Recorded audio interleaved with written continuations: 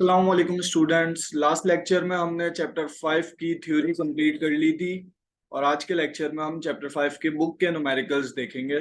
और एक बात मैं आपको बताता चलूं कि जो हमारे नेक्स्ट लेक्चर्स होंगे वो होंगे पास्ट पेपर्स के सॉल्यूशन। पास्ट पेपर्स के सॉल्यूशंस के लेक्चर्स भी एक्सेस करने के लिए आपको पता है हमारी वेबसाइट और हमारे यूट्यूब चैनल पे इजिली आपको मिल जाएंगे।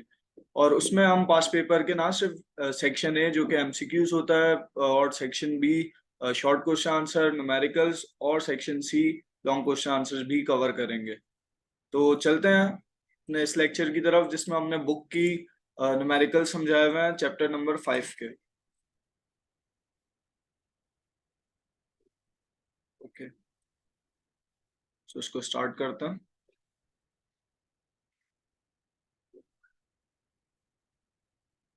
तो ये हमारा फर्स्ट क्वेश्चन है जो कि बुक की एग्जांपल है 5.1।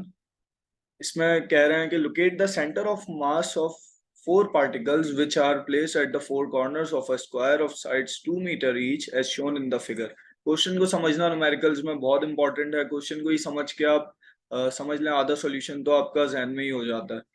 ये हमें एक फिगर दी हुई है इस न्यूमेरिकल में और इसके हिसाब से हमें इसका सेंटर ऑफ मास मालूम करना है। ये एक स्क्वायर शेप है, इसका सेंटर ऑफ मास मालूम करना है हमें, मतलब बिल्कुल सेंटर का पार्ट। इसका सेंटर का पार्ट मालूम करने के लिए हम क्या करेंगे कि जो पॉइंट्स दिए हुए हैं, जैसे मैंने सेंटर ऑफ मास के टाइम में फॉर्मूला भी एक लिखवाया था, जो पॉइंट्स दिए हुए हैं उनका एवरेज निकाला जाएगा। तो इसके सॉल्यूशन की तरफ बढ़ते हैं। सबसे पहले हम इसका एक्स कंपोनेंट निकालेंगे। एक्स कंपोनेंट में हम सेंटर की तरफ जाएंगे तो एक्स कंपोनेंट का जो फॉर्मूला बनेगा वो बनेगा m1x1।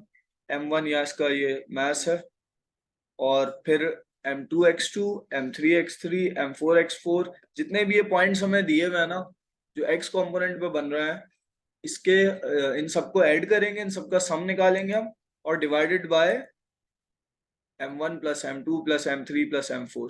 सिमिलर y कंपोनेंट का फॉर्मूला बनेगा, जहां x1 आ रहा है वहां y1, जहां x2 आ रहा है वहां y2। इस तरह ही बिल्कुल बनेगा। बहुत इजी फॉर्मूला, इसमें जस्ट हमें वैल्यूज पुट करनी है और आंसर आ जाएगा। तो इसमें वैल्यूज पुट करते हैं। m1 आ गया हमारा 1 और x एक्सिस पे इसका पॉइंट देखें कहाँ लोकेट था, 0 पे, मतलब ओरिजिन पे लोकेट है। x एक्सिस पर अगर इसका पॉइंट देखें तो x1 की वैल्यू हो गई हमारी 0। x2 मतलब m2 आप चेक करें इसको, m2 का पॉइंट कहाँ लोकेटेड है x कंपोनेंट पर। अगर इसको चेक करें तो ये भी ओरिजिन पर ही या y एक्सिस पर लोकेटेड है। y एक्सिस पर या ओरिजिन पर लोकेटेड हो तो उनकी वैल्यू x कंपोनेंट की 0 होगी। तो यहाँ पे भी 0 हो गया। x3 का पॉइंट इसी तरह चेक करें। ये सारे पॉइंट्स हम चेक करके इस डायग्राम से ही लगाएंगे। तो x3 का पॉइंट चेक करें। x3 का पॉइंट आ रहा है हमारा 2 पर। x3 का पॉइंट 2 पर आ रहा है। और सिमिलरली क्यों, अच्छा ये 2 पर कैसे आ रहा है, हमें ये कैसे पता कि ये 2 पर आ रहा है, क्योंकि हम ये देखें आपके 2 मीटर हमें डिस्टेंस दिया हुआ है और स्क्वायर का जब एक साइड 2 मीटर है तो दूसरा साइड भी ऑब्वियसली 2 मीटर ही होगा। तो जब 2 डिस्टेंस दिया हुआ है तो इसका मतलब है ये पॉइंट 0 हो गया, ये 1, ये 2। तो यहाँ पे 2 पे आ रहा है। और एक्स फोर भी देखें उधर ही लोकेट कर रहा है, तो ये इसकी भी वैल्यू 2 ही होगी। और इनके मैसेज जो दिए हुए हैं उस हिसाब से 1, 2, 3 एंड 4 ये लिख दिया। m1 m2, m1 1 हो गया, m2 2 हो गया, m3 3 हो गया और m4 4 हो गया। और सिमिलरली अपॉन में इनके मासेस आ गए, इनके मासेस का सॉरी सम आ गया। इन सबको सम करेंगे हम। तो जो x ये c शो कर रहा है यहाँ सेंटर को, तो जो x कंपोनेंट का सेंटर बनेगा वो हमारा बनेगा 14 अपॉन, और इनको ऐड करेंगे हम तो 10। 14 अपॉन 10 का मतलब है 1.4।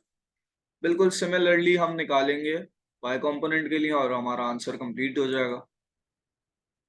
y कंपोनेंट का फॉर्मूला जैसे मैंने बताया था बिल्कुल सेम रहेगा। जहां x1 वहां y1 आ गया, जहां x2 आ रहा था वहां y2। सिमिलरली x3 की जगह y3 और x4 की जगह y4। वैल्यूज हम बिल्कुल उसी तरह पुट करेंगे इसकी। और अपॉन में बिल्कुल same values m1 m2 m3 m4 का समेशन। ये दो फॉर्मूलाज हैं जिनको आप अगर याद रख लें तो सेंटर ऑफ मास का बहुत इजीली हो जाएगा आपका न्यूमेरिकल। दो भी नहीं, बेसिकली एक ही फॉर्मूला है ये, बस उसमें स्लाइटली चेंजेस आती हैं कंपोनेंट्स की वजह से। तो ये हमारा आंसर हो गया इस न्यूमेरिकल का। ये एक्स कंपोनेंट का सेंटर आ गया, ये वाई कंपोनेंट का, मतलब एक्स एक्सिस की तरफ से हम जाएंगे तो ये सेंटर बनेगा, वाई एक्सिस की तरफ से जाएंगे तो ये सेंटर बनेगा। ये हमारा आ गया आंसर। बहुत इजी न्यूमेरिकल है। नेक्स्ट एग्जांपल की तरफ जाते हैं। अच्छा, इसमें हमें कह रहे हैं a block of mass 20 gram is suspended as shown in figure. एक फिगर जो अभी आएगी उसमें जैसे दिखाया गया है, एक ब्लॉक ऑफ मास है जिसका मास है उसका 20 किलोग्राम, और उसमें हमें फाइंड करना है टेंशन। टेंशन की जो फोर्स है T1 एंड T2 से यहाँ डिनोट किया हुआ है। दो स्ट्रिंग से क्योंकि वो कनेक्टेड है तो ऑब्वियसली दो टेंशन की फोर्सेस आएंगी, दोनों की अलग अलग। टेक द वैल्यू ऑफ जी दी हुई हमें 9.8। बिल्कुल इस तरह आप देखें फिगर में, दो रोप से या दो स्ट्रिंग से अटैच्ड है ये ब्लॉक। तो इसको सॉल्व करते हैं। अच्छा, ये बिल्कुल उसी तरह होगा जिस तरह हमने चैप्टर 3 में किया था, जो कि एक कनेक्टेड बाय स्ट्रिंग था, एक ब्लॉक ब्लॉक था। हाँ, block he connected by string, एक वर्टिकल, और केस 1 केस 2 से शो किया हुआ था, एक दो वर्टिकल थे और केस 2 में एक हॉरिजॉन्टल और एक वर्टिकल था। तो एक्स कंपोनेंट हमने उसका भी एक्स कंपोनेंट और वाई कंपोनेंट अलग अलग निकाला था, तो इसका एक्स कंपोनेंट जो है उसकी फोर्सेस जो लग रही होंगी एक्स कंपोनेंट पे, वो दो फोर्सेस लग रही होंगी, एक T1 और T2। तो हम सबमिशन ऑफ, जब हम ये अज्यूम करते हैं कि हमारा सिस्टम इक्विलिब्रियम में है, तो समेशन ऑफ फोर्सेस जो होती हैं वो हम जीरो के बराबर लेते हैं। समेशन ऑफ फोर्सेस मतलब जितनी भी फोर्सेस होंगी उनको जब हम एड अप करेंगे, ऐड करेंगे, तो वो जीरो के बराबर आएंगे। तो इसको स्टार्ट करते हैं। यहाँ एक्स कंपोनेंट पे हमारी दो फोर्सेस लग रही हैं, T1 एंड T2। अच्छा, इनके एंगल्स जो बन रहे हैं, एक का 60 डिग्री और दूसरे का 30 डिग्री विद द प्लेन। ये जो हमारा प्लेन एक गिवन है, इससे इनके एंगल्स ये बन रहे हैं। तो T1 का 30 बन रहा था तो cos 30 ले लिया हमने। क्योंकि cos का फंक्शन क्यों लिया, क्योंकि यहाँ हम एक्स कंपोनेंट या एक्स एक्स कंपोनेंट का जिक्र कर रहे हैं, इसलिए cos का फंक्शन लिया हमने। सिमिलरली T2 60 के 60 एंगल बन रहा था तो इधर 60 ले लिया हमने, cos 60।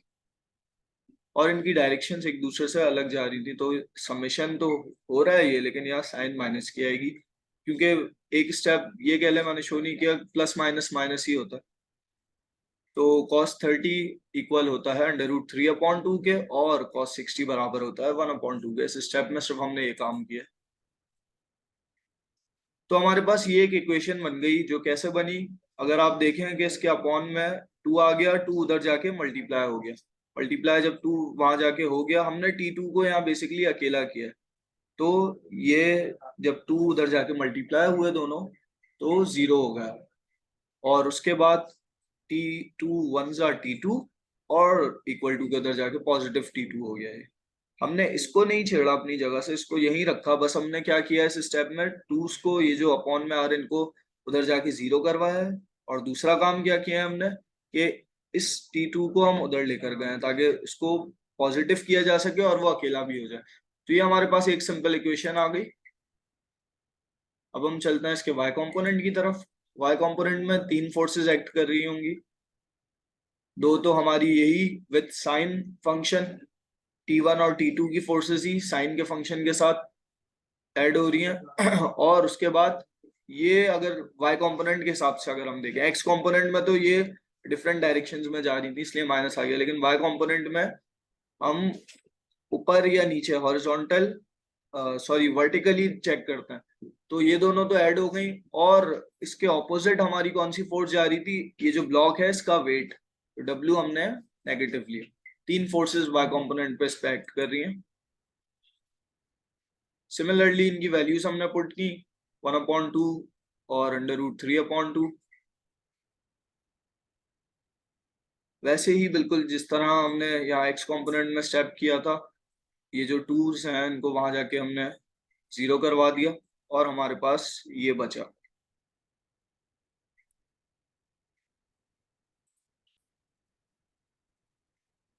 अच्छा, यहाँ हमने इस W को, ये जो -W था उधर जाके इसको पॉजिटिव कराया पहले, और फिर इस 2 को वहां जाके मल्टीप्लाई कराया।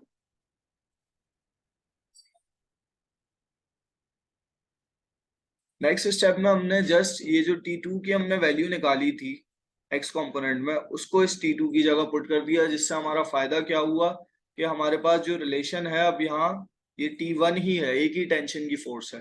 पहले हमारे पास इक्वेशन में दो आ रही थी, जब एक ही होता है हमारे पास वेरिएबल तो हम इजिली उसकी वैल्यू निकाल सकते हैं।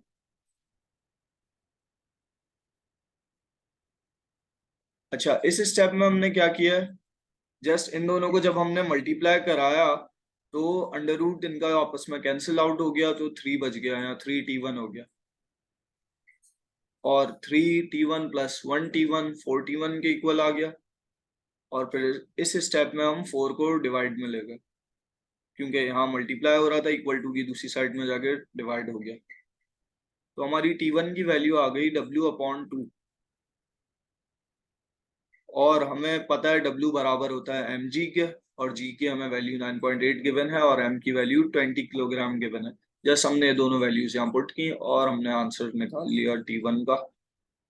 जब ये T1 का आंसर आ गया तो T2 की तो हमारे पास पहले से इक्वेशन थी, तो जस्ट उसमें T1 की वैल्यू हमने पुट की और T2 का भी हमारे पास आंसर आ गया।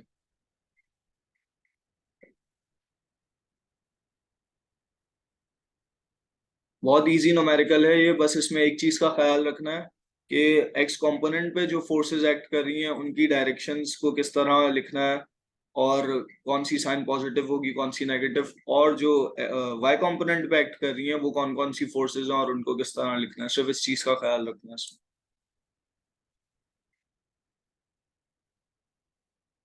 नेक्स्ट न्यूमेरिकल की तरफ चलते हैं। A particle of mass 400 gram rotates in a circular orbit of radius 20 centimeter at a constant rate of 1.5 revolutions per second. Evaluate the angular momentum of the particle with respect to the center of the orbit. अच्छा, कुछ इस तरह से diagram देखें, इससे question समझने की कोशिश करते हैं।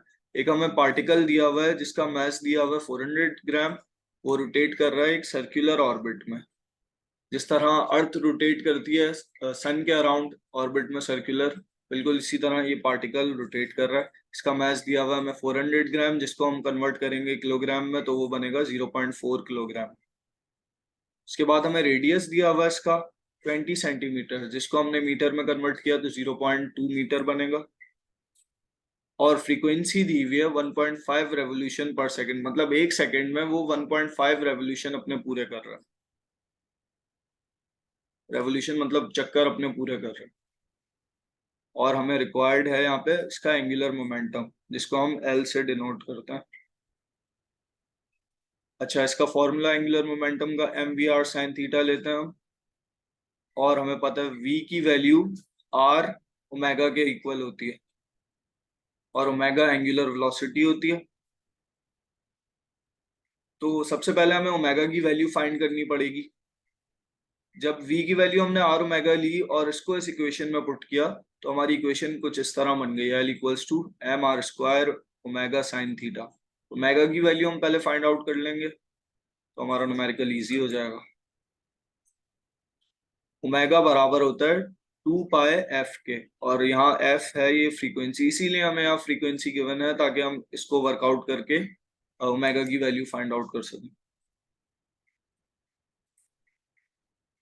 तो जस्ट हमने f की वैल्यू यहाँ पुट की और ओमेगा की वैल्यू आ गई 9.425 रेडियंस पर सेकेंड। हमने फिर इस इक्वेशन में ओमेगा की वैल्यू पुट की, और r की वैल्यू हमें ऑलरेडी गिवन है, यहाँ डेटा में भी हमने लिखा हुआ है 0.2, और m की वैल्यू 0.4। और साइन 90 डिग्री हमने क्यों पुट किया, क्योंकि अगर हम देखें इसका एंगुलर मोमेंटम हमेशा प्लेन के परपेंडिकुलर ही एक्ट करता है, परपेंडिकुलर होता है। तो हमने थीटा इक्वल्स टू 90 डिग्री लिया, आप यहाँ फिगर में देख सकते हैं। और जस्ट हमने इसको कैलकुलेट किया तो 0.151 आ गया, और इसका यूनिट बना जूल सेकंड। बहुत सिंपल न्यूमेरिकल था ये भी, बस इसमें दो रिलेशंस हमें याद रखना है, एक ये एंगुलर मोमेंटम का रिलेशन और एंगुलर वेलोसिटी का रिलेशन।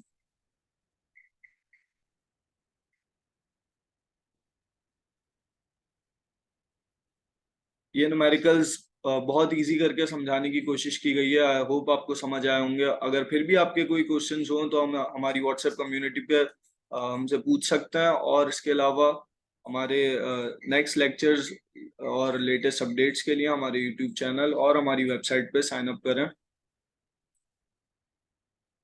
Thanks for watching. मिलते हैं नेक्स्ट लेक्चर में। अल्लाह हाफिज।